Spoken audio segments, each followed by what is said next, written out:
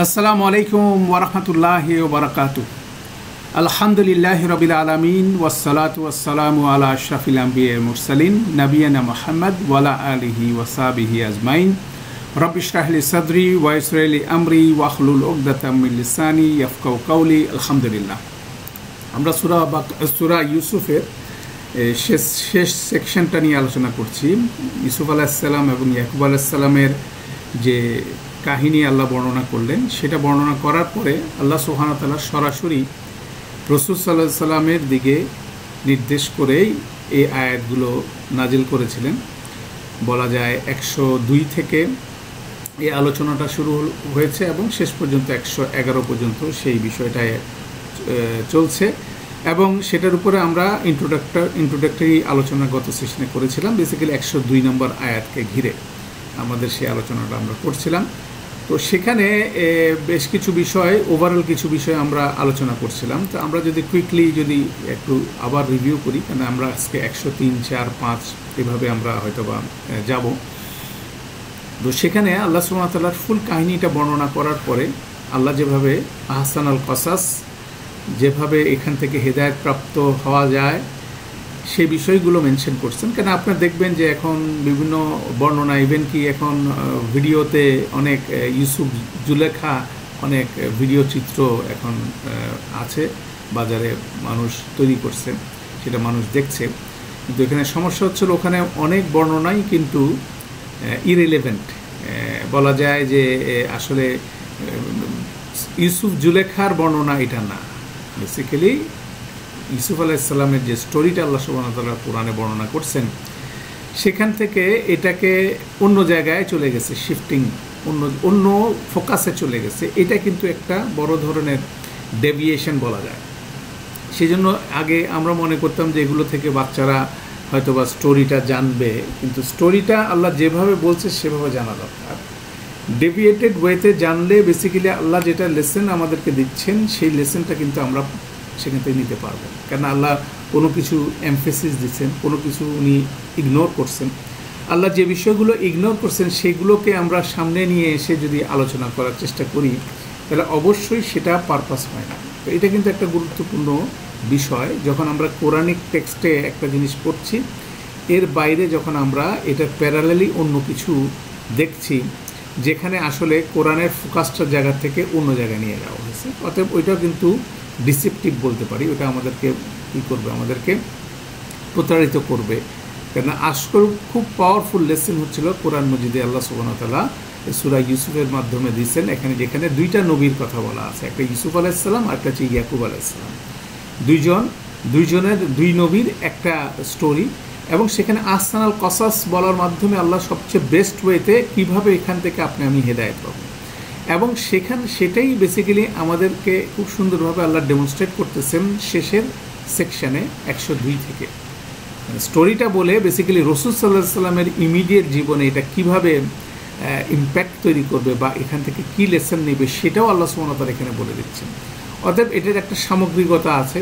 যেমন আমরা এই স্টোরিটা পড়ব, পাশাপাশি এটার ইন্ট্রোডাকশনে 1 থেকে 3 নম্বর আয়াতে আল্লাহ কিছু কথা বলছেন, সেখানেও রাসূল সাল্লাল্লাহু আলাইহি সাল্লামকে সরাসরি অ্যাড্রেস করে বলছেন, এবং শেষে টোটাল স্টোরিটা বলার পরে 102 থেকে 111 পর্যন্ত আবার রাসূল সাল্লাল্লাহু আলাইহি সাল্লামের কাছে দিকে নির্দেশ করে এই কথাগুলো বলছেন। অতএব এটা কিন্তু খুব পাওয়ারফুল বিষয়, এবং এইভাবেই কিন্তু আল্লাহ সুবহানাহু ওয়া তাআলা কোরআন মজিদে কন্টিনিউয়াসলি আল্লাহ হেদায়েতের বিষয়গুলো যেমন রাসূল সাল্লাল্লাহু আলাইহি সাল্লামকে দিচ্ছেন, এখন এটাও আমাদের জন্য প্রযোজ্য। কেন আমরাও একইভাবে এই বর্ণনাগুলোকে দেখব। ভিন্নভাবে দেখলে আসলে মূল লেসন থেকে আমরা সরে যাব। এটা একটা গুরুত্বপূর্ণ কনসেপ্ট। তো এই জন্য আল্লাহ সুবহানাহু ওয়া তাআলা যখন এখানে 102 নম্বর দিয়ে যখন শুরু করছেন, তিনি কানেক্ট করতেছেন কিভাবে, এটা আমরা লক্ষ্য করি। আমরা গত সেশনে আলোচনা করছিলাম, যালিকা মিন আম্বাইল গায়ব বিনুহিহি ইলাইক। এটা হলো গায়েবের নিউজ, সংবাদ, যেটা তোমার প্রতি ওহী করা হয়েছে, আমরা ওহী করছি, ইলাইক তোমার দিকে ওহী করছি। দ্যাট মিনস এই টোটাল স্টোরি যেটা আল্লাহ বর্ণনা করলেন, যেভাবে বর্ণনা করলেন, এটার আর্কাইভ, এই হিস্টোরিক্যাল রেকর্ড আল্লাহ ছাড়া আর কারো কাছে নেই, রিয়েল রেকর্ডটা। এবং এই রেকর্ডটাকে কিভাবে দেখতে হবে কেন ইতিহাসে অনেক কথাই বর্ণিত হয়, কেন ইতিহাস থেকে শিক্ষণীয়ভাবে কোন বিষয়টা কিভাবে আমাদের জানতে হবে, এটার উপরে আলোচনা করতে হবে, ফোকাস করতে হবে, সেটাই আল্লাহ বর্ণনা করতেছেন। এ টোটাল গায়েব, এই জিনিসটা কোনো সময় উনি জানতেন না।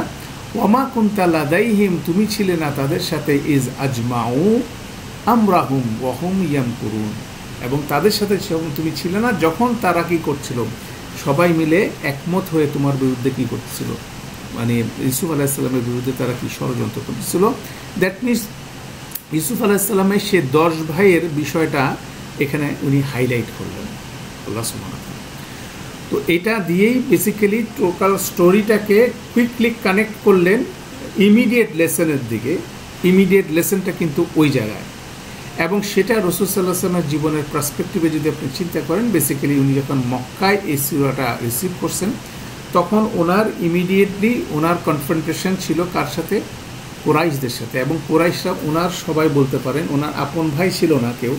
দ্যাট মিনস কিন্তু ওনারা ভাইয়ের মতোই উনি কুরাইশ জাতিকে দেখতেন এবং তাদের জন্য খুব বেশি কনসার্ন ছিলেন। তাদের কল্যাণের জন্য উনি অনেক কিছু উদ্যোগ নিয়েছেন এবং সোশ্যাল জাস্টিস স্টাবলিশ করার জন্য উনি বলতে পারেন 40 বছর ওনার এক্সপিরিয়েন্সটা হচ্ছিল, উনি একজন সোশ্যাল ওয়ার্কার ছিলেন। যখন উনি ফ্রাস্ট্রেটেড হয়ে গেছেন এই রিফরমেশনগুলো করতে, তখন আল্লাহ সুবহানাহু ওয়া তাআলা ওনাকে কোরআন মজিদ দান করছেন, এবং ওটার মাধ্যমেই আপনি 23 বছরের ডিফারেন্সে একটা জাহেল জাতি পৃথিবীতে শ্রেষ্ঠ জাতিতে পরিণত হয়েছে। অতএব উনি খুব বেশি কনসার্ন ছিলেন কার ব্যাপারে? কুরাইশদের ব্যাপারে, ওনার কাউমের ব্যাপারে, কিভাবে তাদেরকে সৎ পথে আনা যায়, কিভাবে তাদেরকে আল্লাহর রাস্তায় আনা যায়। অতএব এই জিনিসগুলো কিন্তু ওনার কন্টিনিউয়াস একটা কনসার্ন ছিল। অতএব এদেরকে বেসিক্যালি আল্লাহ সুবহানাহু ওয়া তাআলা ইমিডিয়েটলি এই স্টোরি রেসপেক্টে সমস্ত কুরাইশরা যারা ওনার বিরোধিতা করতেছে তাদেরকে আল্লাহ পোর্ট্রে করলে, তাদেরকে চিত্রায়িত করলেন ইউসুফ আলাইহিস সালামের 10 ভাইয়ের সাথে। এটা হচ্ছে প্রথম ইমিডিয়েট কানেকশন।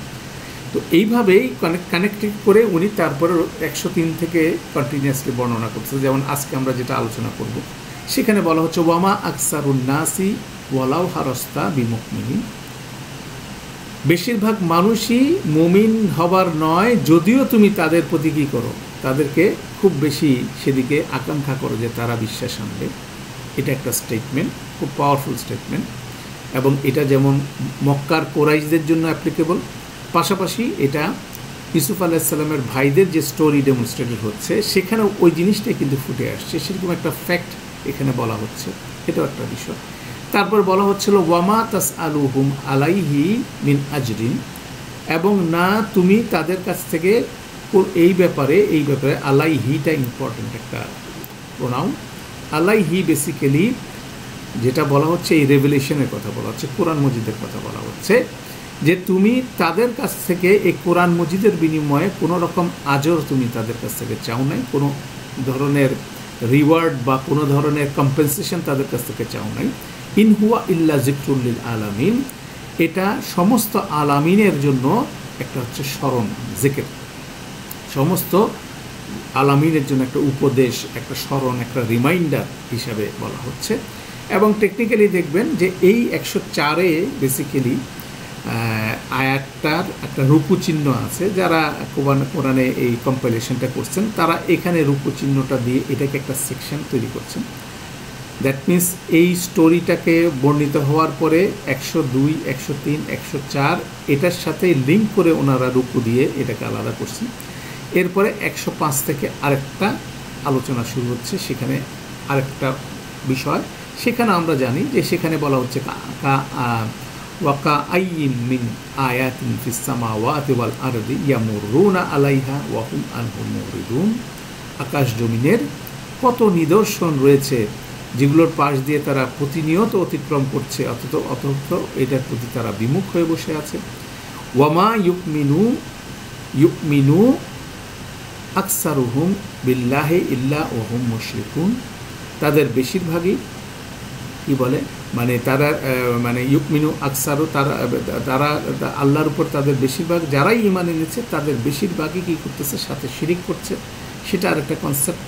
তারপরে এখানে বলা হচ্ছে যে আফা আমিনু আন তাতিয়াহুমুল গাশিয়াতু মিন আযাবিল্লাহি আও তাতিয়াহুম সাআতু বাগদাতান ওয়া হুম লা ইয়াশউরুন, যে তাদের অজান্তেই তারা কি নিজেদেরকে নিরাপদ মনে করে যে হঠাৎ করেই তো সেদিন মানে তাদের উপর কি আযাব চলে আসবে।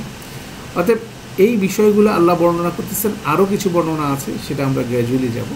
বেসিক্যালি এখানে যা কিছু বর্ণনা করছেন বেসিক্যালি আল্লাহ সুবহানাহু ওয়া তাআলা রাসূল সাল্লাল্লাহু আলাইহি ওয়াসাল্লামের প্রাইমারি অডিয়েন্সের ব্যাপারেই বলছেন, যে ওনার যে প্রাইমারি অডিয়েন্সটা কুরাইশরা, তাদের রিয়েল স্ট্যাটাসটা উনি বলছেন, যে রাসূল সাল্লাল্লাহু আলাইহি ওয়াসাল্লাম তাদেরকে হেদায়েতের দিকে আনার জন্য ডেসপারেটলি তাদের কাছে যাচ্ছেন। পাশাপাশি কুরাইশরা ওনার প্রতি খুব বেশি অবহেলা এবং খুব বেশি নেগলেক্টিং মোডে ওনার সাথে আচরণ করতেছে। শুধুমাত্র সেটা না, ওনার বিরুদ্ধাচরণ করতেছেন এবং দিনের পর দিন সেটা কিন্তু বেড়ে যাচ্ছে এবং ওনাকে একঘরে করে ফেলছেন। অনেক ধরনের বিষয় তারা করছে, তারা একগুঁয়ের মতো আচরণ করছিল, তারা শুনতে চাচ্ছিল না, তারা এটাকে বাতিল করার চেষ্টা করছিল। অতএব সমস্ত নেগেটিভ যা কিছু অ্যাটিটিউড কুরাইশরা রাসূল সাল্লাল্লাহু আলাইহি ওয়াসাল্লামের প্রতি দেখাচ্ছিল, সেটাই বেসিক্যালি আল্লাহ সুবহানাহু ওয়া তাআলা এই স্টোরির ব্যাকগ্রাউন্ডে ওনাকে এই কয়েকটা আয়াতে স্মরণ করাই দিচ্ছেন এবং বলছেন যে এমন বাস্তবতা যে এত কিছু দেখার পরও তারা এটার প্রতি হেডলেস অবস্থায় আছে। এবং এই বাস্তবতা বলার পরে এমনভাবে হেডলেস আছে যে তাদের উপর কোনো সময় আক্রমণ হতে পারে, চলে আসতে পারে, সেটা কোনোভাবে তারা মানতে রাজি না। তাহলে কুরাইশদের এই রিয়েলিটিটা আল্লাহ সুবহানাহু ওয়া তাআলা ওনাকে বোঝালেন। বোঝানোর পরে সেখানে কিছু কথাও বললেন যে ওনার করণীয় কী হতে পারে।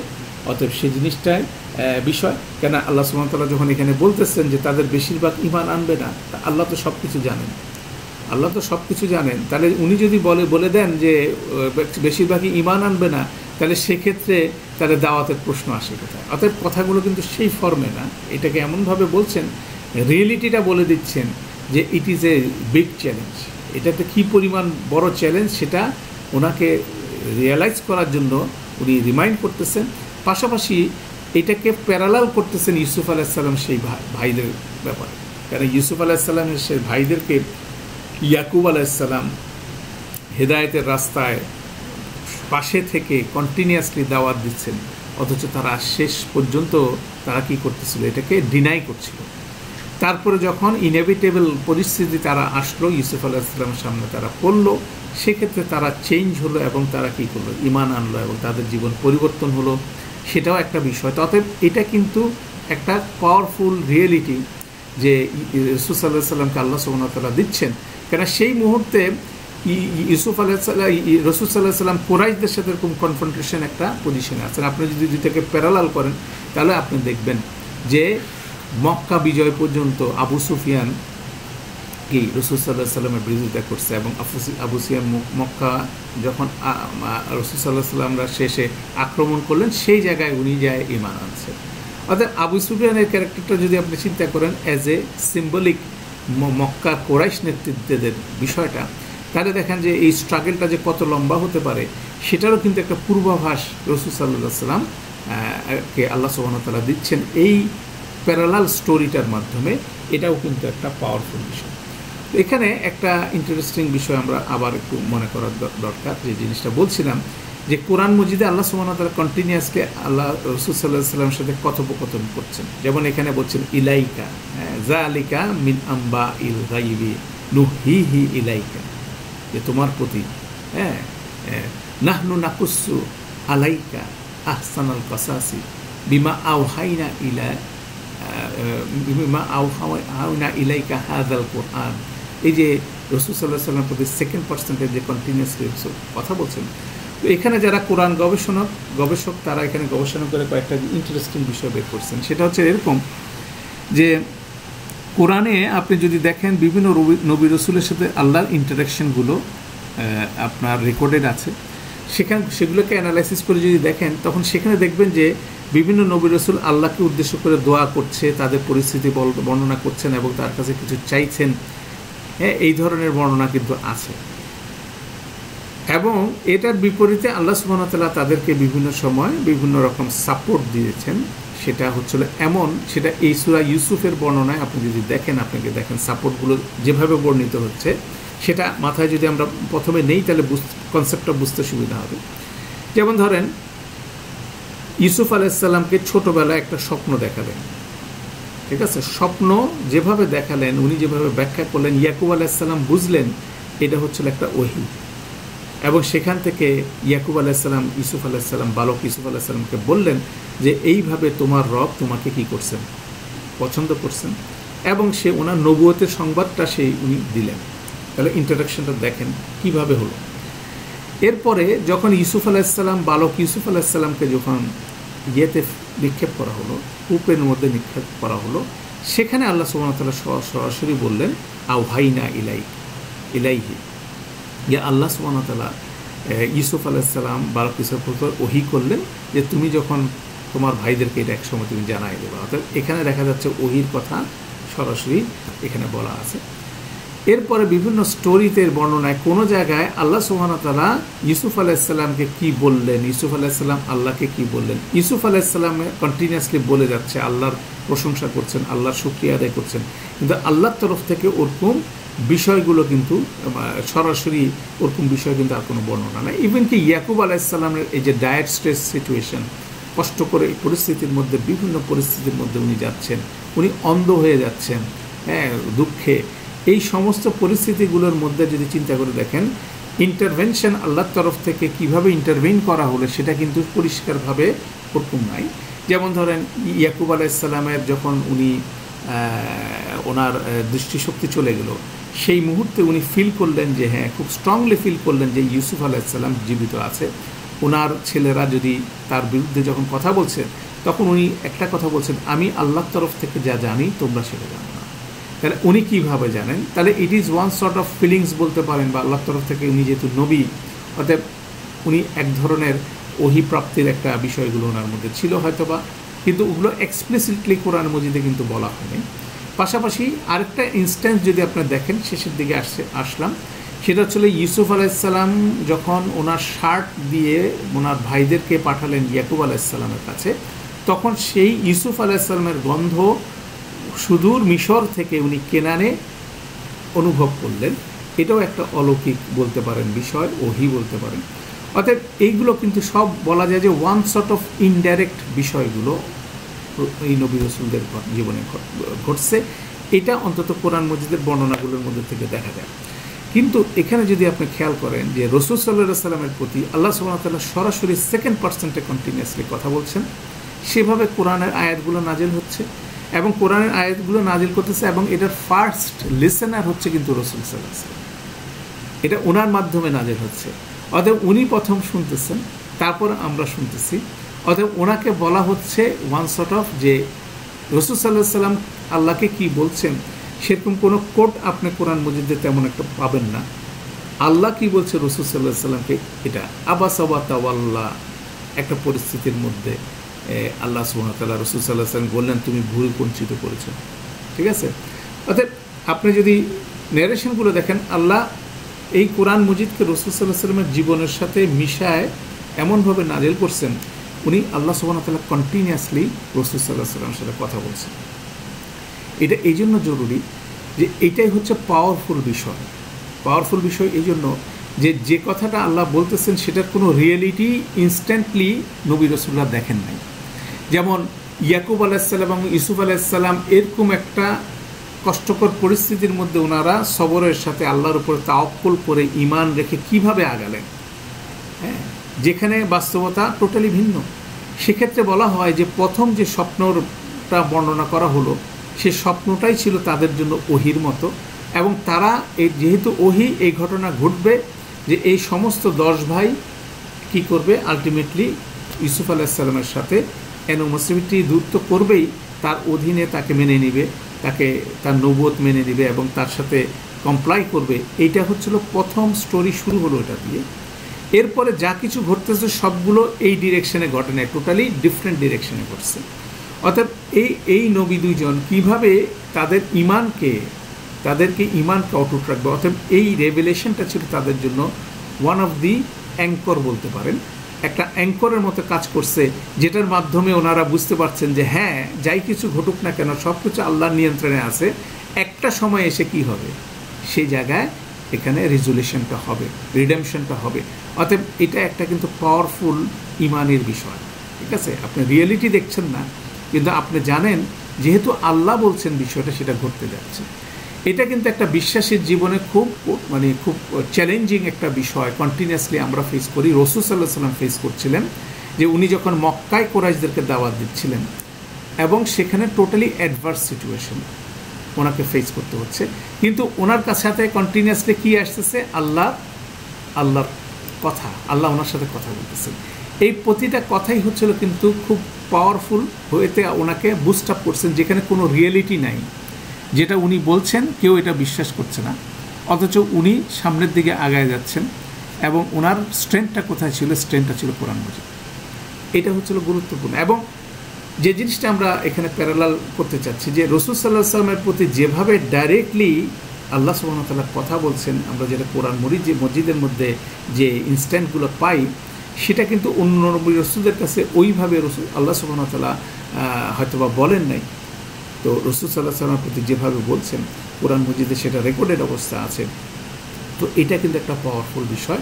এবং পাশাপাশি রাসূল সাল্লাল্লাহু আলাইহি ওয়াসাল্লামের উম্মত হিসাবে, ওনার অনুসারী হিসাবে, কোরআনের বলতে পারেন যে যারা আমরা কোরআন পড়ার চেষ্টা করছি, তারাও ঠিক একইভাবেই সেই আল্লাহর কথাগুলো কিন্তু সরাসরি আমরা কী করতেছি? আমরা শুনতেছি।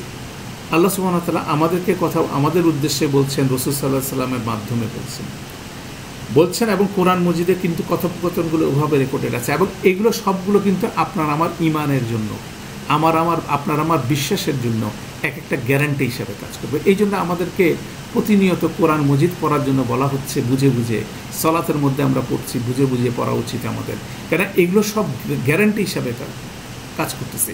ইজা জুলজিলাতিল আরদু জিলজালাহা, আল্লাহ বলছেন পৃথিবী প্রকম্পিত হয়ে সব ভেঙে চুরে একাকার হয়ে যাবে, এটা ঘটতে যাচ্ছেই।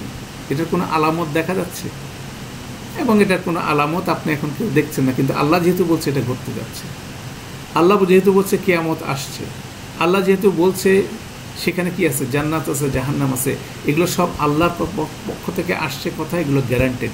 অতএব আমরা সেদিকে আগাচ্ছি। অর্থাৎ এই যে গ্যারান্টি, এই গ্যারান্টিটার বিপরীতে পৃথিবী চলতেছে, এটা ঠিক বিপরীত দিকে। অতএব এইটা কিন্তু একটা পাওয়ারফুল কনসেপ্ট। এটা বারবার আল্লাহ সুবহানাহু ওয়া তাআলা তার রসুলকে কী করতেছেন? এটাকে রিয়েলিটিটা বলতেছেন এবং ওনাকে কমফোর্ট দিচ্ছেন যে আমি যেটা বলছি সেটার উপর তুমি স্টিক আপ করো, সেটার উপরও তুমি থাকো। তো সেটার কন্টিনিউশন হিসাবে দেখেন প্রথম স্টেটমেন্টটা যেটা বলা হচ্ছে, ওয়ামা আকসারুন নাসি ওয়ালাউ হারাস্তা বিমুমিনিন। মা আকসারান নাসি, বেশিরভাগ মানুষ মুমিন হবার নয়, যদিও তুমি কি করো? তাদের প্রতি প্রচণ্ডভাবে তুমি আকাঙ্ক্ষা করো সে বিষয়টা, যে তারা কোনোভাবেই মুমিন হওয়ার নয়। যেটা আমরা বলছিলাম, এটা একটা পাওয়ারফুল রিয়েলিটি, এটা একটা পাওয়ারফুল রিয়েলিটি। কিন্তু রিয়েলিটিটা এটা আল্লাহ সুবহানাহু ওয়া তাআলা বলছেন এখানে, যেমন বললেন যে মুমিন না, এটা বলেন না, মুমিন হবার নয়। সুন্দর বাংলা ট্রান্সলেশন, অধিকাংশ মুমিন হবার নয়, কিন্তু আল্লাহ সুবহানাহু ওয়া তাআলা রিয়েলিটি বলতেছেন। আল্লাহ সুবহানাহু ওয়া তাআলা বলতেছে না যে এরা কোনো সময় ঈমান আনবে না, কেন একটা সময় আমরা এখন জানি যে রাসূল সাল্লাল্লাহু আলাইহি ওয়াসাল্লামের সেই লং স্ট্রাগলের পরে এক সময় অনেক সে মক্কার কুরাইশও ঈমান আনছে, অনেকেই ঈমান আনছে। তারপরে ঠিক একইভাবে এখানে যদি আপনি দেখেন, ইউসুফ আলাইহিস সালামের ভাইরা একটা সময় তাদের খুব অনেক স্ট্রাগলের পরে তারা ঈমান আনছে। কিন্তু রিয়েলিটিটা হচ্ছে, রিয়েলিটি স্ট্রাগলটা আল্লাহ সুবহানাহু ওয়া তাআলা এখানে বলছে, ওয়ামা আকসারুন নাসির ওয়ালাউ হারাস্তা বিমুমিনিন। এটা একটা গুরুত্বপূর্ণ বিষয়। এবং এখানে রাসূল সাল্লাল্লাহু আলাইহি ওয়াসাল্লাম আল্লাহ যে বলতেছে এগুলো কিন্তু খুব পাওয়ারফুল ওয়েতে কাজ করতেছে। যেমন একটা কথা কোরআন মজিদে আপনি পাবেন, একটা কনসেপ্ট, একটা প্যারালাল কনসেপ্ট আছে। সেটা হচ্ছিল আপনার সূরা, এটা বলতে পারেন কসাসের ৭৬ নম্বর আয়াতে যদি যান, সেখানে আমরা এই জিনিসটা একটু ট্রাভেল করে আসি। এটা গুরুত্বপূর্ণ একটা কনসেপ্ট। এটা হচ্ছে এরকম যে কারুন মুসা আলাইহিস সালামের নবুয়তের সময় যে মিশরের যে একজন ধনী ব্যক্তি ছিল, বনী ইসরাইল বংশোদ্ভূত, কারুনকে আল্লাহ সুবহানাহু ওয়া তাআলা অনেক ধন সম্পদ দিয়েছিলেন এবং সেটা নিয়ে সে খুব অ্যারোগেন্টলি সে চলত। সেই অ্যারোগেন্ট আচরণের মাধ্যমে সে খুব মানে তার যে অনেক ধন সম্পদ সেটা নিয়ে সে মানুষকে দেখাতো, অহংকার করত এবং সেটার অহংকার বহিঃপ্রকাশ হচ্ছিল অধ্যত্বমূলক হাসি, খুব উচ্চ স্বরে হাসাহাসি করার বিষয়টা, এটা একটা কনসেপ্ট। হ্যাঁ, আপনি খুব বেশি হাসতেছেন। তো হাসির এই কনসেপ্টটাকে ফারাহা শব্দটা হচ্ছে ফারহা, এই রূপ থেকে আসছে। ফারাহা ইয়াফরাহু সেই শব্দ থেকে আসছে, মানে অট্টস্বরে মানে উচ্চস্বরে হাসা। তো কারণের সে বর্ণনার মধ্যে আল্লাহ সুবহানাহু ওয়া তাআলা বলতেছেন লা তাফরাহ, লা তাফরাহ মানে কি, হাসাহাসি করো না। ইন্নাল্লাহা লা ইউহিব্বুল ফারিহিন, নিশ্চয় আল্লাহ যারা উচ্চস্বরে হাসাহাসি করে তাদেরকে পছন্দ করেন না। এটার কনটেক্সট, এটা কিন্তু সার্বজনীন বিষয় না, এটা সব ক্ষেত্রে না, এটার একটা কনটেক্সট আছে। এখন আপনি যদি এই আয়াতটাকে পিক আপ করে নিয়ে এসে বলে দেই, যদিও বাংলা ট্রান্সলেশন যিনি করছেন উনি একটু ভিন্নভাবে করছেন, তার লোকেরা তাকে বলল গর্ব করো না, নিঃসন্দেহে আল্লাহ দাম্ভিকদের পছন্দ করেন না, এইভাবে ট্রান্সলেশন করছেন ভাবগতভাবে। কিন্তু ফারাহা এই যে শব্দটা দেখলেন, ফারাহা ইয়াফরাহু, এই শব্দটার অর্থ হচ্ছে উচ্চস্বরে হাসাহাসি করা বা উচ্ছ্বাস করা। তাহলে এখানে যদি আপনি আক্ষরিক অর্থে নেন, তারা বলতেছে যে উচ্চস্বরে হাসাহাসি করো না, নিশ্চয়ই আল্লাহ যারা হাসাহাসি করে তাদেরকে পছন্দ করেন না। তো বেসিক্যালি এইভাবে না, এটা যে যিনি অনুবাদ করছেন মাশাআল্লাহ উনি খুব ইন্টেলিজেন্ট হয়ে অনুবাদ করছেন। এই হাসাহাসি মানে গর্ব করে যে হাসাহাসি করা বিষয়টা, সেটা লা তাফরাহ। এটার বিপরীতে একই শব্দ আল্লাহ সুবহানাহু ওয়া তাআলা ব্যবহার করছেন ইয়া আইয়ুহান নাসু কাদ জাআতকুম মাউযাতুম মিন রাব্বিকুম ওয়া শিফাউন লিমা ফি সুদুরি ওয়া হুদাও ওয়া রাহমাতান লিল মুমিনিন। তারপর বললেন কুল বলো বিফাদলিল্লাহি ওয়া বিরাহমাতিহি ফাযালিকা ফালইয়াফরাহু ওয়া হুয়া খায়রুম মিম্মা ইয়াজমাউন। বলা হচ্ছে যে যেটা এইটার জন্য, মানে কোরআন মজিদের কথা বলা হচ্ছে এখানে, তোমাদের কাছে যে মাউইজাতুন হিসাবে আসছে রবের পক্ষ থেকে, সেটা সুদূরের শেফা, সমস্ত অন্তরের শেফা, এবং এটা হুদা এবং রহমতান মুমিনিনদের জন্য। অতএব যে ফদলটা আল্লাহর তরফ থেকে ফদল এবং রহমত আসছে, সেটার জন্য তোমাদেরকে কী করা উচিত, তোমাদের উচ্চ শহরে কি আনন্দ করা উচিত। ঠিক আছে, ফারাহা এখানে ইয়েটা বলা হচ্ছে যে অতএব এতে তারা তবে আনন্দ প্রকাশ করুক, এই যে আনন্দ প্রকাশ করুক এই জিনিসটা এখানে আসছে। তাহলে দেখা যাচ্ছে যে দুনিয়ার এই ধন সম্পদ নিয়ে উচ্চস্বরে হাসাহাসি করা, সেটা নিয়ে আনন্দ প্রকাশ করার মধ্যে কি নেই, সেটার কোনো প্রয়োজন নাই, সেটা এনকারেজ না। কিন্তু কোরআন মজিদ যে পাওয়া গেল, সেখান থেকে আমাদেরকে অবশ্যই সেটাকে এনজয় করতে হবে, সেটার ব্যাপারে উচ্ছ্বসিত হতে হবে। সেরকম একটা টেক্সট হচ্ছে কোরআন মাজিদ, এবং সেই টেক্সটটাই সরাসরি রাসূল সাল্লাল্লাহু আলাইহি ওয়াসাল্লাম প্রাপ্ত হচ্ছেন। কীরকম পরিস্থিতিতে প্রাপ্ত হচ্ছেন আপনি খেয়াল করেন, সেটা হচ্ছিল ওনাকে 3 বছরের জন্য বয়কট করে রাখছে, ওনাদের সমস্ত সাপ্লাই বন্ধ, এবং খুব ডায়ার স্ট্রেস সিচুয়েশন আমরা বলি, খুব কষ্টকর পরিস্থিতির মধ্যে এই কোরআন মজিদ যখন ওনারা প্রাপ্ত হচ্ছেন, সূরা ইউসুফ যখন প্রাপ্ত হচ্ছেন, সেখান থেকে এরপরে সূরা ইউসুফের পরবর্তীতে যেসব আলোচনা হচ্ছে, যে এই যে আমরা যেটা এখন আলোচনা করতেছি 102 থেকে এই আলোচনা 111 নম্বরে যাই কিছু আলোচনা হচ্ছে, এটার মাধ্যমে অবশ্যই রাসূল সাল্লাল্লাহু আলাইহি ওয়াসাল্লাম উদ্দীপ্ত হচ্ছিলেন। উনি এক কষ্টকর পরিস্থিতির মধ্যে উচ্ছ্বাস করছিলেন, কেননা উনি কি পেয়ে গেছেন, উনি এমন একটা জিনিস পাইছেন যেটা ওনার সমস্ত কষ্ট দুঃখকে কী করবে, সবগুলোকে সরায় দিয়ে ওনাকে উচ্ছ্বসিত করবে। এই যে পাওয়ারফুল কনসেপ্টটা, এটাই হচ্ছে কোরআন মধ্যে একটা গুরুত্বপূর্ণ বিষয়, যেটা রাসূল সাল্লাল্লাহু আলাইহি ওয়াসাল্লাম প্রাপ্ত হয়েছেন, এবং সেটাকে পেতে হলে আমাদেরকেও কি কোরআনের সাথে সেভাবে নিজেকে কী করতে হবে, একাত্ম করতে হবে, এটাকে নিয়ে এটা বোঝার চেষ্টা করতে হবে অরিজিনাল ল্যাঙ্গুয়েজে, এবং এটাকে নিয়ে গবেষণা করতে হবে, এটাকে নিয়ে আলোচনা করতে হবে। যেমন আমরা আজকে সকালে ফজরের পরে জুমার দিনে বসছি, এই বিষয়ে আমরা শেয়ার করছি, আমরা শুনছি, এবং এখান থেকে কিভাবে আল্লাহ সুবহানাহু ওয়া তাআলা রাসূল সাল্লাল্লাহু আলাইহি ওয়াসাল্লামকে সাপোর্ট দিচ্ছেন, এবং কিভাবে হতাশার কথা বলছেন, পাশাপাশি আশা দিচ্ছেন, এগুলো কিন্তু খুব পাওয়ারফুল বিষয়, যেগুলোকে আমরা ধারণ করার চেষ্টা করবো ইনশাআল্লাহ। তাহলে এখানে যে আয়াতটা আমরা বলতেছি ওয়ামা আকসারান নাসে ওয়ালাউ হারাস্তাল বিল মুমিনিন, এখানে অনেকগুলো কনসেপ্ট আছে। সেখানে প্রথমে গ্রামাটিক্যাল একটা জিনিস আমি এখানে বলে নিই, সেটা যারা গ্রামার শিখতেছেন তাদের জন্য খুব গুরুত্বপূর্ণ। এখানে মা একটা শব্দ ব্যবহার হবে বারবার, দেখবেন মা আকসারুন নাসে, এরপরে মা শব্দ, মার অনেকগুলো মিনিং আছে। তার মধ্যে একটা মিনিং হচ্ছে না, নেগেশন, নেগেটিভ। মা যেমন না, লা তেমন না, লা দিয়েও না বলা যায়, মা দিয়েও না বলা যায়, কিন্তু মাটা দিয়ে না বলতে গেলে এটাকে অনেক সময় বলে রিফিউটেশন ইংরেজিতে। সেটা হচ্ছিল বাতিল করা। যেমন আমি বলতে, আপনি এসে বললেন আমাকে বাইরে বৃষ্টি হচ্ছে, তো আমি বললাম না বৃষ্টি হচ্ছে না।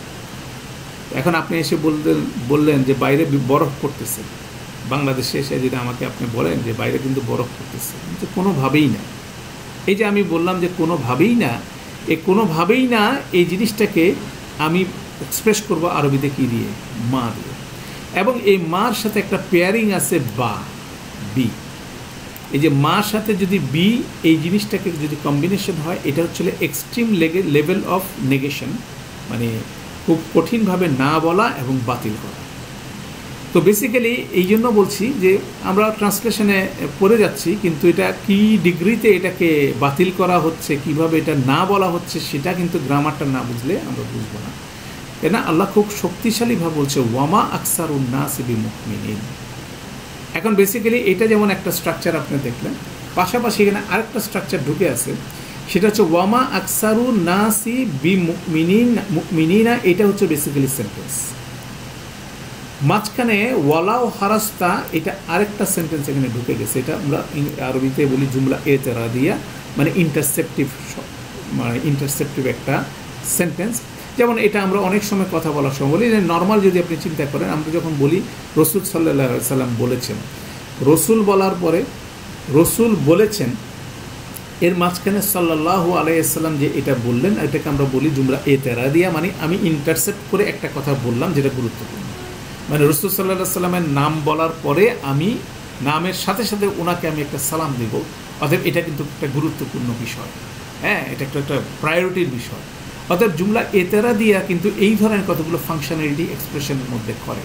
তো সেখানে অসাধারণভাবে এখানে এই বিষয়টা আছে, যেটা হচ্ছিল আল্লাহ বলতে চাচ্ছেন যে ওয়ামা আকসারুন নাসি বিমুমিনিন, বেশিরভাগ মানুষই মুমিন হবার নয়। এটা হচ্ছে স্টেটমেন্ট। এটাকে অর্ধেক বলে মাঝখানে আল্লাহ সুবহানাহু ওয়া তাআলা ইন্টারজেক্ট করলেন ওয়ালাউ হারাস্তা, যদিও তুমি এক্সট্রিমলি বিষয়টার ব্যাপারে তুমি খুব আগ্রহী হও। দ্যাট মিনস আল্লাহ সুবহানাহু ওয়া তাআলা রসুল সাল্লাল্লাহু আলাইহি সাল্লামের যে এফোর্ট, রিয়েলিটির বিপরীতে রসুল সাল্লাল্লাহু আলাইহি সাল্লামের যে এফোর্ট, সেটাকে ভ্যালু করলেন, সেটাকে মর্যাদা দিলেন, সেটাকে সম্মান দিলেন, হ্যাঁ, এই প্রচেষ্টাকে, এবং বললেন যে হ্যাঁ তুমি প্রচেষ্টা করতেছো তোমার এক্সট্রিম লেভেলে, কিন্তু রিয়েলিটিটা কিন্তু সেটা যে এটা নয়। অতএব তুমি যে এক্সট্রিম করতেছো সেটা একসময় সাকসেসফুল হবে। অতএব এখানে কিন্তু আশার ব্যাপার আছে। যেমন এখানে একটা রিয়েলিটির কথা বলে হতাশার পাশাপাশি কি আশার সঞ্চার করতেছে কি দিয়ে? ওয়ালাও হারাস্তা। এবং হারাস্তা শব্দটা যদি আপনার কোরআন মজিদে দেখেন, বিভিন্ন জায়গায় ব্যবহার হয়েছে, খুব পাওয়ারফুল ওয়েতে এই হারাস্তা শব্দটা ব্যবহার হয়েছে। সেখানে যেমন ধরেন সূরা বাকারার ৯৬ নম্বর আয়াত এটা বলা হচ্ছে ওয়ালা তাজিদান্নাহুম আহরাসান নাস। আহরাসান নাস, এই আহরাসা হচ্ছে সেই শব্দটা যে খুব বেশি লোভী মানুষ লোভী কি আলা হায়াতিন মিনাল্লাযিনা কাফারু, জীবনের ব্যাপারে তারা খুব বেশি লোভী। এটা হচ্ছে বনী ইসরাইলদের ব্যাপারে বলা হচ্ছে যে প্রায়োরিটি হচ্ছিল লাইফের ব্যাপারে, জাস্টিস হচ্ছে সেকেন্ডারি বিষয়। মানে আমি কিভাবে বাঁচবো আরেকজনকে মেরে, সেটাই হচ্ছিল আমার প্রায়োরিটির বিষয়। অতএব এই যে ডেসপারেটনেস, সেটা কিন্তু এখানে আছে, যেটা যেমন নেগেটিভ ওয়েতে ব্যবহার হয়েছে বনী ইসরাইলদের ব্যাপারে। সূরা তাওবার মধ্যে হারিসুন আলাইকুম, রাসূল সাল্লাল্লাহু আলাইহি সাল্লামের ব্যাপারে একই শব্দ হচ্ছে হারিসুন, একই রূপ থেকে আসছে, যে পরমভাবে কল্যাণকামী তার বান্দাদের মুমিনদের ব্যাপারে রাসূল সাল্লাল্লাহু আলাইহি সাল্লামের যে সেন্সিটিভিটির কথা বলা হচ্ছে। অতএব সেই বিষয়টা কিন্তু এখানে ফ্লো করতেছে। হারাস্তা যে কথাটা এখানে বলা হচ্ছে, সেই জিনিসটা কিন্তু এখানে আল্লাহ সুবহানাহু ওয়া তাআলা রাসূল সাল্লাল্লাহু আলাইহি সাল্লামের ব্যাপারে বলেছে, যদিও তুমি কি করতেছো, তুমি প্রচণ্ডভাবে চাচ্ছ। অতএব এই যে এক্সপ্রেশনটা কিন্তু খুব পাওয়ারফুল। একদিকে যেমন রিয়েলিটি বলছেন, পাশাপাশি আল্লাহ সুবহানাহু ওয়া তাআলা কী বলছেন, রিয়েলিটির পাশাপাশি ওনার এফোর্টটাকে রিকগনাইজ করতেছেন এবং ওনার এফোর্টটার ব্যাপারে এনকারেজ করতেছেন, যাতে ওনার এফোর্টের মাধ্যমেই আল্লাহর অনুমতিক্রমে একসময় কী হবে, একসময় এই রিয়েলিটিটার ভিন্ন কিছু বিষয় দেখা। এই জন্য ওয়ামা আকসারুন নাসি ওয়ালাউ হারাস্তা বিল মুমিনিন, এটা নিয়ে চিন্তা করার বিষয় আছে খুব পাওয়ারফুল হইতে।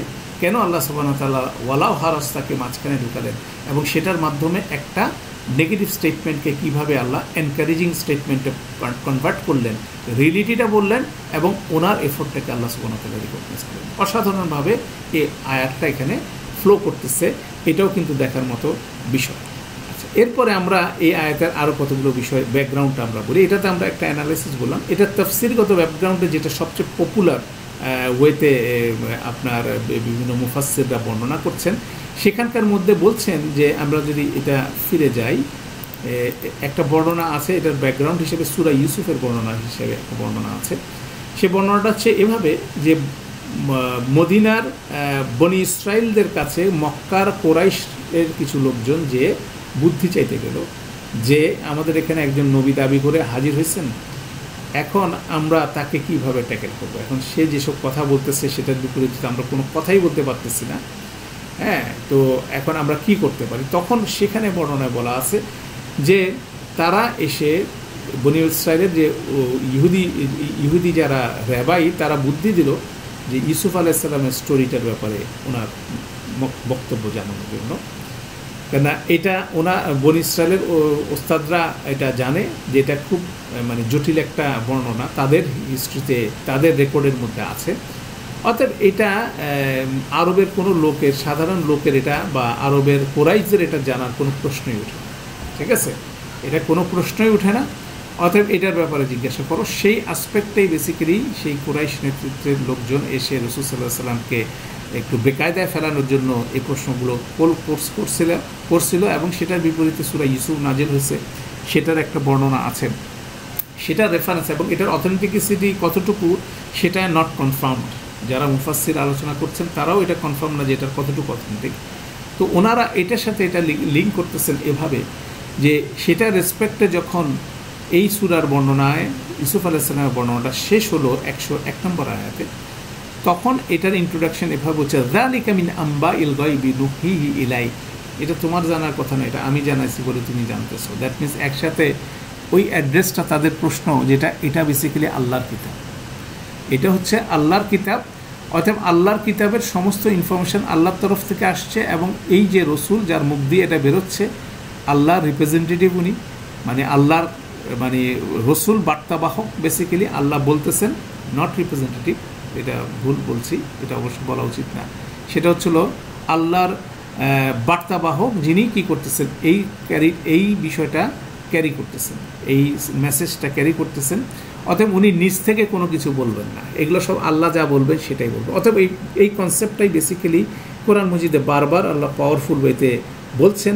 অতএব সেটাই কিন্তু আমাদের বিশ্বাসের বিষয় এবং ওইটাই বেসিক্যালি ওই লিঙ্কে যে বলা হচ্ছে যে এভাবে 102 বলার পরে তারপরে রেফারেন্স হচ্ছে যে তুমি এত কিছু বলার পরও তুমি মনে করতেছো যে এই কাহিনীটা বলার ফলে মক্কার কোরাইশরা অভিভূত হয়ে যাবে, মদিনার ইহুদির নেতৃত্ব অভিভূত হয়ে যায় ঈমান আনবে।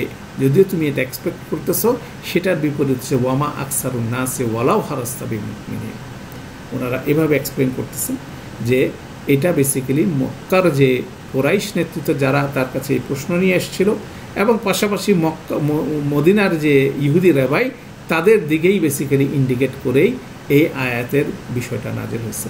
সেটার মধ্যে কিছু রেশনালিটি আছে, রিজনিং আছে হয়তো বা অথচ এটা পপুলার ন্যারেশন, কিন্তু নট নেসেসারি যে this is the only narration.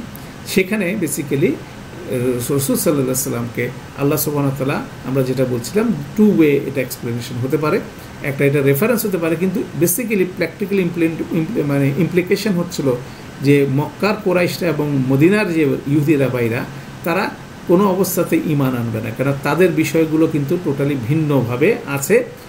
যদিও রাসূল সাল্লাল্লাহু আলাইহি সাল্লাম এই ব্যাপারে খুব বেশি করতে চাচ্ছেন, যে তাদেরকে কনভিন্স করার চেষ্টা করতেছেন বিষয়টা। তাহলে ওয়ামা আকসারুন নাসি ওয়ালাউ হারাস্তা বিমুমিনিন, সেটার একটা ব্যাকগ্রাউন্ড এখানে আছে। পাশাপাশি আরেকটা ব্যাকগ্রাউন্ড আছে, যেটা আরেকটা আপনি দেখবেন আবু তালিবের মৃত্যুর সময় একটা আয়াত এখানে আছে, ইন্নাকা লা তাহদি মান আহবাবতা ওয়ালাকিন্নাল্লাহা ইয়াহদি মান ইয়াশাউ ওয়া হুয়া আলামু বিল মুহতাদিনা। যে বলতেছেন যে তুমি যাদেরকে রাসূল সাল্লাল্লাহু আলাইহি ওয়াসাল্লাম তুমি যাদেরকে চাচ্ছ তারা হেদায়েত প্রাপ্ত হবে না। ইন্নাকা লা তাহদি, নিশ্চয় তুমি হেদায়েত দিতে পারবো মান আহবাবতা, তুমি যাদেরকে ভালোবাসো তাদেরকে তুমি হেদায়েত দিতে পারবে না, ওয়ালাকিন্নাল্লাহা ইয়াহদি মান ইয়াশাউ, এবং আল্লাহ যাকে ডিসিশন নিচ্ছেন তাকে আল্লাহ হেদায়েত দিবে, এবং ওয়াহু আলামু বিল মুহতাদিন, এবং আল্লাহ খুব ভালো করে জানেন কে বেশি হেদায়েতের রাস্তায় যেতে চায় এবং চলতে চায়।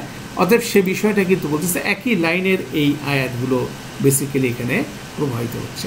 তো এখন এখানে যে জিনিসটা আমরা বলছি যে এটার পাশাপাশি আরেকটা কনসেপ্ট এখানে বসা থাকে, যে মেজরিটির কনসেপ্টটা আকসারুন নাস যেখানে বলা হচ্ছে, ওয়ামা আকসারুন নাস বিল মুমিনিন, মেজরিটির কনসেপ্টটা কিন্তু পরিষ্কার থাকা দরকার যে এটা স্পিরিচুয়ালির সাথে কন্ট্রাডিক্টরি।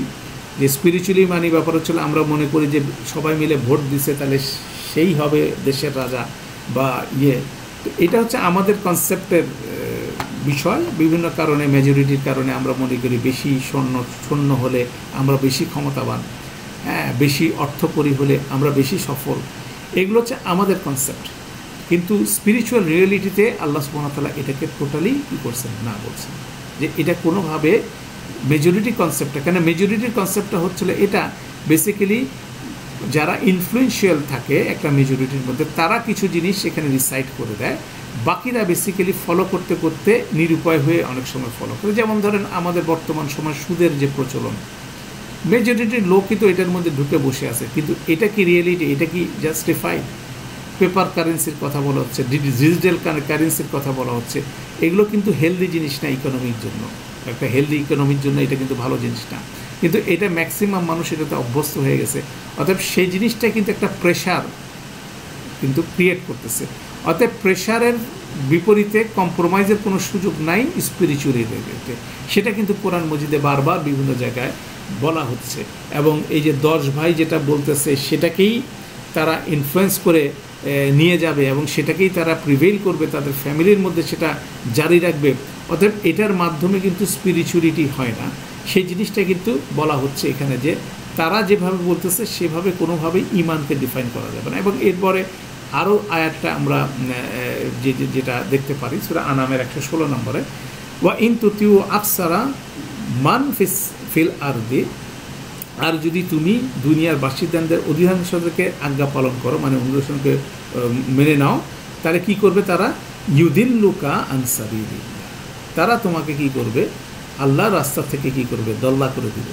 ঠিক আছে, এটা একটা পাওয়ারফুল বিষয় যে মেজরিটির অপিনিয়ন নিয়ে কোনোভাবে স্পিরিচুয়ালিটি ডিসাইডেড হয় না। কোনটা আসলে রাইট সেটা ডিসাইড করে দিচ্ছে কি আল্লাহর কিতাব ডিসাইড করতেছে, সেটা বুঝতে পারলেই সেটা হচ্ছে গুরুত্বপূর্ণ কনসেপ্ট। তাহলে দেখা যাচ্ছে বেশিরভাগ মানুষ যা মনে করে তা আধ্যাত্মিকভাবে সঠিক নয়। এটা একটা পাওয়ারফুল কনসেপ্ট আমাদেরকে ধারণ করতে হবে। এটা কিন্তু এখানে এই আয়াতগুলোতে কিন্তু এখানে ফ্লো করতেছে। তো এখন এই কনসেপ্টটার পরের আয়াতে আমরা চলে আসি, ওয়ামা তাসআলুহুম আলাইহি মিন আজরিন, তুমি তাদের এই ব্যাপারে আলাইহি এর ব্যাপারে মিন আজরিন কোনো ধরনের কম্পেনসেশন তাদের কাছ থেকে, এখানেও দেখেন মা কথাটা চলে আসছে। কেননা ব্যাপারটা হচ্ছিল যে দুনিয়াতে মানুষ যখন কোনো কিছুর ব্যাপারে ডেসপারেট হয় তখন মনে হয় যে তার পিছনে এটার পিছনে কিছু করলো, তার নিজের কোনো ব্যক্তির স্বার্থ আছে। তাহলে কোরাইশরাও কিন্তু ঠিক একইভাবে রাসূল সাল্লাল্লাহু আলাইহি সাল্লামকে ট্রিট করার চেষ্টা করছিল এবং ট্রিট করে বিভিন্ন নাম বলতে হচ্ছে, ও হচ্ছে ম্যাজিশিয়ান, জাদুকর, হ্যাঁ, ও হচ্ছে কবি, হ্যাঁ, তারপরে এই ধরনের বিভিন্ন রকম ওনাকে অনেকগুলো তারা মিথ্যা উপাধি দেওয়ার চেষ্টা করছিল। তো এগুলো সব কিছুর পিছনে যদি আপনি দেখেন, মূল বিষয়টা হচ্ছে একজন কবি কবিতা লেখে কি কিছু অর্জনের, দুনিয়ার অর্জনের জন্য, নাম খ্যাতি, সে সময় অর্থ অর্জনের একটা গুরুত্বপূর্ণ বিষয় ছিল যে যত বড় কবি তার অর্থের আয়ের পরিমাণ তত বেশি। সোর্সার যে জাদু দেখায় সে কী করে? মানুষকে অভিভূত করে সেও কম্পেনসেশন চায়। যে ভবিষ্যৎ বলে সেও কী করে? সেও ভবিষ্যৎ বলে মানুষের কাছে কিছু চায়। অতএব সেই জায়গার পয়েন্ট অফ ভিউ থেকে তারা রাসূল সাল্লাল্লাহু আলাইহি সাল্লামকে সেই ধরনের অপবাদ দেওয়ার তারা চেষ্টা করছিল। অথচ রাসূল সাল্লাল্লাহু আলাইহি সাল্লামের থেকে রাসূল সাল্লাল্লাহু আলাইহি সাল্লামের ব্যাপারে সেটা কনফিডেন্টলি আল্লাহ ওনার তরফ থেকে, যেটা বললাম যে ওনার তরফ থেকে আল্লাহ সুবহানাহু ওয়া তাআলা রিয়েলিটিগুলো বলে দিচ্ছেন, সেগুলো ওনার মুখের থেকে বেরোচ্ছে, মানুষ শুনতেছে।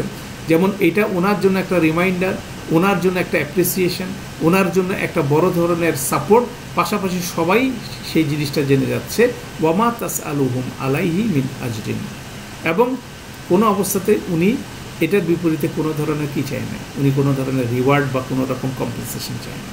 এখন এটা একটা ইন্টারেস্টিং কনসেপ্ট বিভিন্ন সময় আসে। বেসিক্যালি যেটা হচ্ছিল যে রিলিজিয়ান অ্যাক্টিভিটির মধ্যে যে রাসূল সাল্লাল্লাহু আলাইহি ওয়াসাল্লাম পরবর্তীতে যখন মক্কা থেকে মদিনায় হিজরত করলেন, সেই সময় তো উনি ওনার যে সেই অর্গানাইজেশনের জন্য, যুদ্ধের জন্য ওনার ফান্ডের দরকার ছিল, তখন কি উনি মানুষের কাছে কি ফান্ড চাইছিলেন? তো তখনও বলা হয় যে উনি তো কোরআন মজিদ পাঠ করতেছেন কন্টিনিউয়াসলি, তো বেসিক্যালি উনি কোনো সময় বলেন নাই যে আমাকে কি করো, আমাকে টাকা দাও, মানে ওনার ম্যানেজমেন্টেই সমস্ত যুদ্ধ পরিচালিত হচ্ছে। সেখানে আল্লাহ সুবহানাহু ওয়া তাআলা কোরআনে আয়াত নাজিল করেই জিনিসগুলো উনি বলছেন, উনি বলেন না আমার রসুলকে দাও, বলে আমাকে দাও।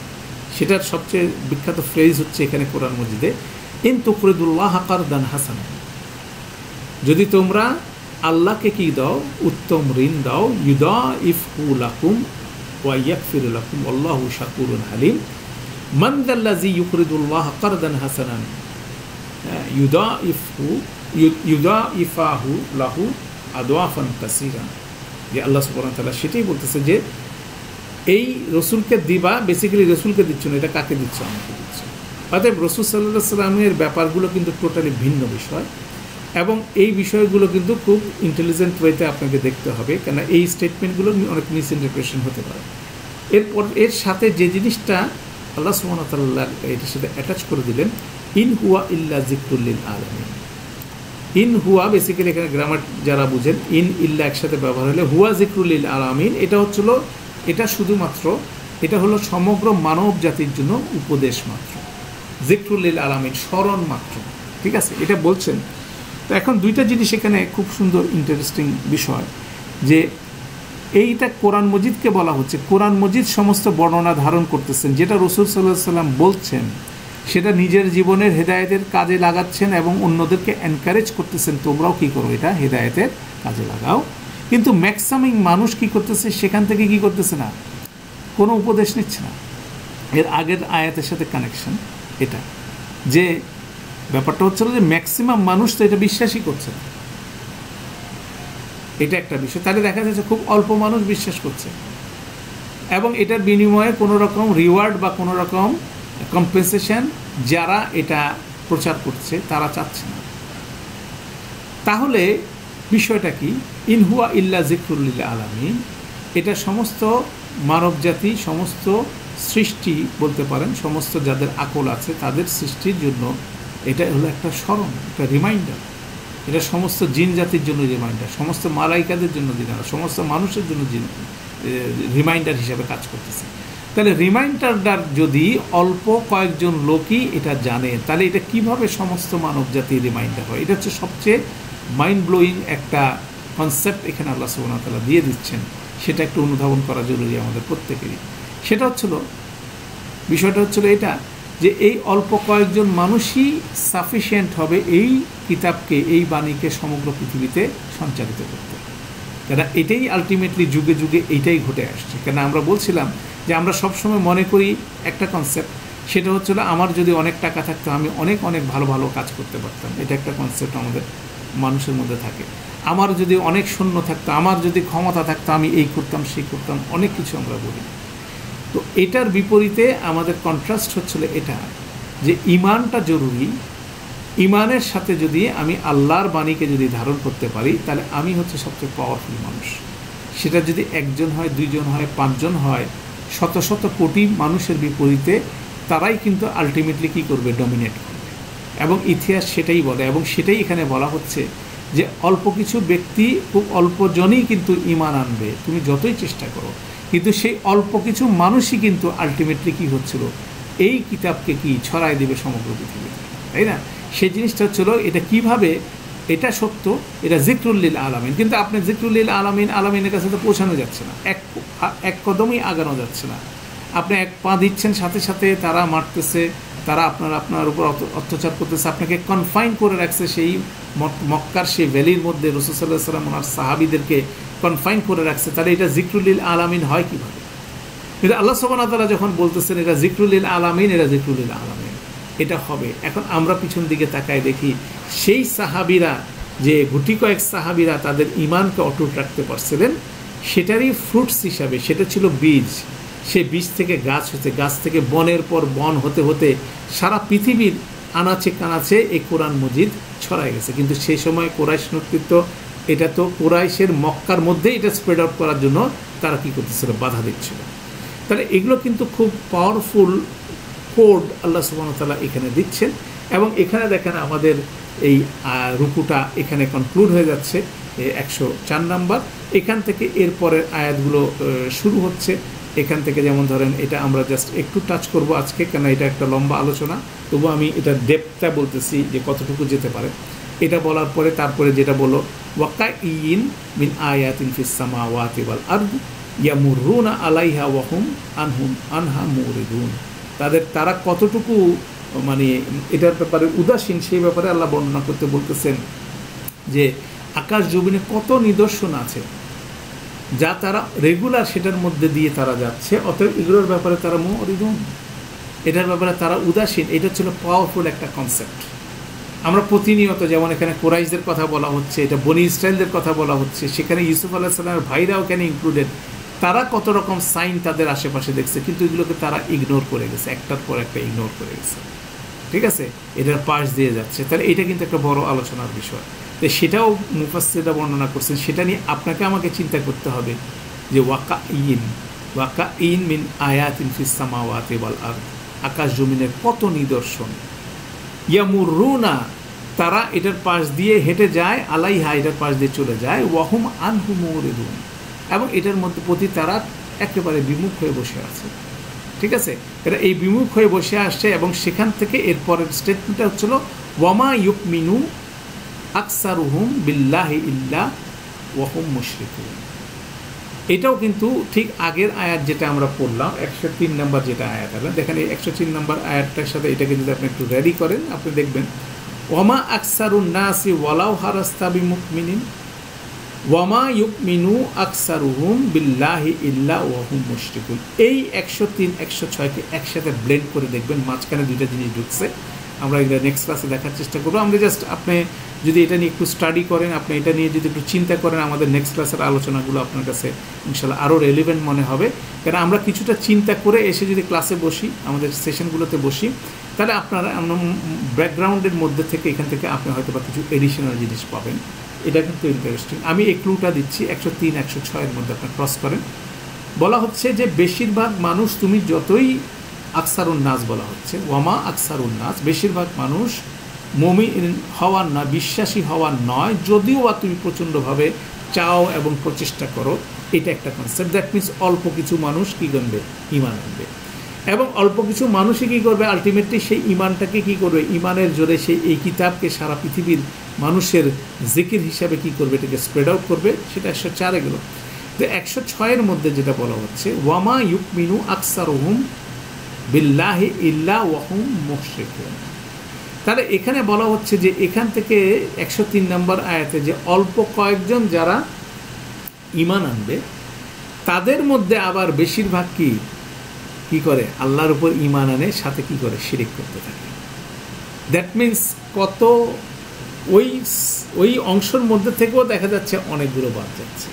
তাহলে এই সংখ্যা কত কম হতে পারে, সেটারও কিন্তু একটা ম্যাগনিফাইং, একটা রিডিউস পিকচার এখানে পাওয়া যাচ্ছে। এই জন্য বলা হচ্ছে ওয়ামা ইউমিনু আকসারুহুম বিল্লাহি। এটার অনেক রকম কনসেপ্ট আছে। একটা কনসেপ্ট হচ্ছিল যারা মনে করে যে তারা আল্লাহর উপরে বিশ্বাস আনছে, সেটার যেমন কুরাইশদের একটা কনসেপ্ট আছে, ইহুদিদের একটা কনসেপ্ট আছে, খ্রিস্টানদের একটা কনসেপ্ট আছে, মুসলিম পরিবারে জন্মগ্রহণকারী আছে, তাদের আর একটা কনসেপ্ট আছে। অতএব এটা একটা গুরুত্বপূর্ণ সেকশন, যেটা 106 নম্বর আয়াত, সেখানে আলোচনা করার জরুরি। এই জন্য কেন আমরা সবাই দাবি করি, আমরা যারা আজকে এই সেশনে বসে আছি, আমরাও দাবি করি, আমরা কি করি, আমরা আল্লাহর উপরে বিশ্বাস স্থাপন করছি, আমরা ঈমান আনছি, আমরা মুমিন। হ্যাঁ, তো এটা আমরা বলছি, কিন্তু আলটিমেটলি কি আমাদের সমস্ত ঈমানের মধ্যে কি শিরক ঢুকে বসে আছে, সেই বিষয়টা কিন্তু এখানে আল্লাহ খুব পাওয়ারফুল হতে বলতেছেন। কারণ এটার সাথে 105-এর একটা যোগাযোগ আছে। কারণ আমরা কন্টিনিউয়াসলি আয়াত দেখতেছি আল্লাহ সুবহানাহু ওয়া তাআলার, সে আয়াত কি করা উচিত, আমাদেরকে প্রভাবিত করা উচিত আমাদের আচরণগুলোর মাধ্যমে, আমাদের বিশ্বাসের জায়গায়, কিন্তু এগুলো প্রভাবিত করতে পারতেছে না, যার ফলশ্রুতিতে আমাদের ম্যাক্সিমাম লোক কী করতেছে, আমরা শিরিক করতেছি। 105-এর সাথে 106-এর আবার একটা খুব সুন্দর যোগাযোগ আছে, এবং সেটাকে খুব সুন্দরভাবে বলা আছে অ্যানাটমি অফ মানে করাপ্টেড ফেইথ, মানে আমাদের যে বিশ্বাসটা, আমাদের যে করাপ্টেড ফেইথ মানে দূষিত, যেটা মানে দুর্নীতিগ্রস্ত বলতে পারেন, যে বিশ্বাস যেটা আমরা ধারণ করি, এটার বেসিক্যালি রুটগুলো কী, এটার মূল কারণগুলো কী, এটা কিভাবে হয়, কোন জায়গায় কিভাবে হয়, ওইটা বোঝা জরুরি। কেননা আলটিমেটলি শিরিক করা অবস্থায় যদি আমরা পার হই, সেটা আমাদের জন্য অবশ্যই কোনোভাবে কল্যাণকর হবে না। এবং সেখানে 3 স্টেজে 5 নম্বর, 6 নম্বর, 7 নম্বর, ইনশাল্লাহ আমরা নেক্সট ক্লাসে আমরা 3টাকে একসাথে আলোচনা করব। 3 নম্বরে যেমন, 5 নম্বরে যেমন বলা হচ্ছে যে আকাশ জমিনে কত আয়াত তারা কি করে রয়েছে, যেগুলোর পাশ দিয়ে তারা হেঁটে যায়, অথবা এগুলোর ব্যাপারে তারা কি এগুলো উদাসীন, এটা একটা স্টেটমেন্ট। তারপর ওখান থেকে এটার সাথে লিঙ্ক হয়ে আসতেছে কি, যে বেশিরভাগ মানুষ যারা আল্লাহ বিশ্বাস করে দাবি করে, তারা বেসিক্যালি মুশরিক, তারা মুশরিক, তাদের মধ্যে শিরকের প্রবণতা বিদ্যমান, সেটা বলা হচ্ছে। এবং থার্ড স্টেজে বলা হচ্ছে যে এটার ফলশ্রুতিতে তারা আল্লাহর যে বিশাল আযাব যে এসে পড়ছে, সেটার ব্যাপারে তারা হচ্ছিল গফেলভাবে দুনিয়াতে চলাচল করতেছে, এবং তারা বুঝতেও পারতেছে না যে আযাবটা যে তার দিকেই আসতেছে। কারণ আমি আমার মধ্যে একটা ফলস হোপ নিয়ে আমি লা তামাসসুনান নারু ইল্লা আইয়ামাম মাদুদা, এটা বনি ইসরাঈলদের ব্যাকগ্রাউন্ডে, এটা কুরাইশদের ব্যাকগ্রাউন্ডে, এটা মুসলিম মুমিনদের ব্যাকগ্রাউন্ডের মধ্যে সবার জন্য এটা অ্যাপ্লিকেবল। কারণ আমরা কোনো না কোনো একটা ফলস হোপ নিয়ে আমরা চলছি, অথচ আমরা হঠাৎ করে আবিষ্কার করব আমরা সে আযাবের মধ্যে ঢুকে বসে আছি, তাই না? তো এটা একটা পাওয়ারফুল রিমাইন্ডার আল্লাহ সুবহানাহু ওয়া তাআলা এখানে দিচ্ছেন। কিন্তু রেফারেন্সটা যদি আপনি চিন্তা করেন, সেই ইউসুফ আলাইহিস সালামের ভাইরা, তারাও তো মনে করতেছে তারা নবীর সন্তান, তারা যেটা করতেছে সেটা ঠিকই করতেছে, হ্যাঁ, কিন্তু তাদের সেই বিশ্বাসের মধ্যে তারা বিশ্বাসী ছিল, পাশাপাশি তারা কন্টিনিউয়াসলি শিরক করে গেছে, অর্থাৎ সেই ডেমনস্ট্রেশনও কিন্তু সেখানে আছে। তো সেই ডেমনস্ট্রেশনকে রেফার করে আল্লাহ সুবহানাহু ওয়া তাআলা এইগুলো বলতেন। এটা যেমন তৎকালীন সময় যারা ছিল রাসূল সাল্লাল্লাহু আলাইহি ওয়াসাল্লাম অনুসারীদের জন্য একটা বড় ধরনের লেসন ছিল, যে আমরা কি শিরক করছি, আমরা কি আমাদের বিশ্বাসের জায়গাগুলোকে কি পরিশোধিত কিনা, সেই বিষয়টা কিন্তু তাদের মনের মধ্যে সেই থিঙ্কিং প্রসেসটা কন্টিনিউয়াসলি, সেই অ্যাওয়ারনেসটা বেসিক্যালি এখানে ডেভেলপ করা হচ্ছে। অতএব সেই জিনিসটা গুরুত্বপূর্ণ। তাহলে 5, 6, 7 এটা আমাদের নেক্সট সেশনে আমরা আলোচনা করব। এবং এরপরে 108 এটাই একটা সেকশন, অতএব ওইটা হবে আরেকটা সেকশন। অতএব আমরা চেষ্টা করব এই টেক্সটার উপরে বারবার আয়াতগুলোর আরবিটা বোঝা, গ্রামারটা বোঝা, যারা গ্রামার শিখছেন, অর্থগুলো বোঝা, শব্দের অর্থগুলো বোঝা। এটা যদি তাফসির আপনি পড়তে পারেন, আলহামদুলিল্লাহ। আমরা যদি প্রিপেয়ার হয়ে আসি, তাহলে দেখা যাবে যে আপনি এখান থেকে আরও বেটার ওয়েতে আমরা সেই আলোচনাগুলো, সেই অ্যানালাইসিসগুলো আমরা বুঝতে পারবো ইনশাআল্লাহ। আল্লাহ আমাদের জন্য সহজ করুন। তো আমরা আজকে এখানে কনক্লুড করছি। সুবহানাকা আল্লাহুম্মা ওয়া বিহামদিকা আশহাদু আল্লা ইলাহা ইল্লা আনতা আস্তাগফিরুকা ওয়া আতুবু ইলাইক। আসসালামু আলাইকুম ওয়া রাহমাতুল্লাহি ওয়া বারাকাতুহু।